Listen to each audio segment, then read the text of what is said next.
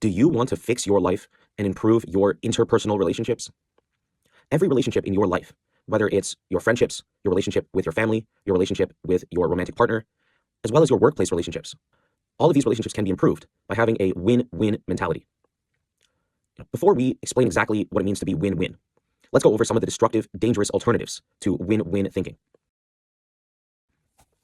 The first alternative to win-win thinking is the win-lose mentality. Someone who's thinking win-lose has an antagonistic view of the world.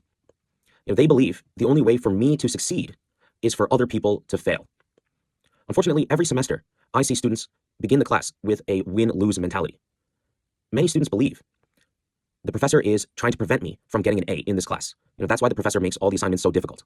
And the only way for me, the student, to succeed in the class is to defeat the professor.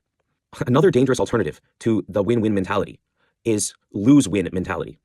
And unfortunately, when I first began teaching at the college level many years ago, I unknowingly had a lose-win mentality.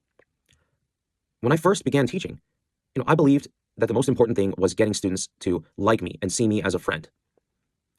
As a result, I would compromise some of my most deeply held principles. The way to describe someone with a lose-win mentality is that they are a doormat. They let other people walk all over them because they believe, maybe subconsciously, that the only way to get other people to succeed is for themselves to fail.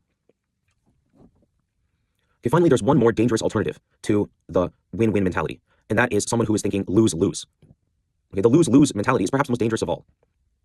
Someone with this lose-lose mentality may try to drag other people down with them. We see this very commonly with people who use alcohol or other drugs. Now, let's go through a scenario with two young women named Betty and Joan. So Betty and Joan meet for lunch, and Betty says, I've decided I'm going to stop drinking. I don't want to drink anymore. I want to be completely sober. I think alcohol is affecting my health, my physical health, and my mental health.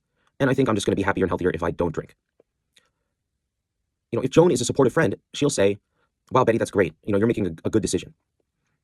But if Joan has issues with alcohol of her own that she's not ready to face, she might tell Betty, no, Betty, don't do that. Don't get sober. So this is a classic example of lose-lose mentality.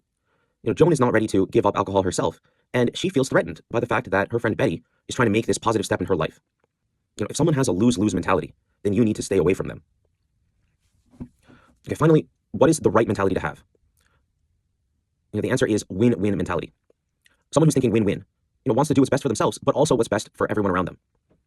Someone with a win-win mentality is not thinking antagonistically. They're thinking, what's a way that all of us can succeed in this life? Someone who's win-win is truly a caring, nurturing person.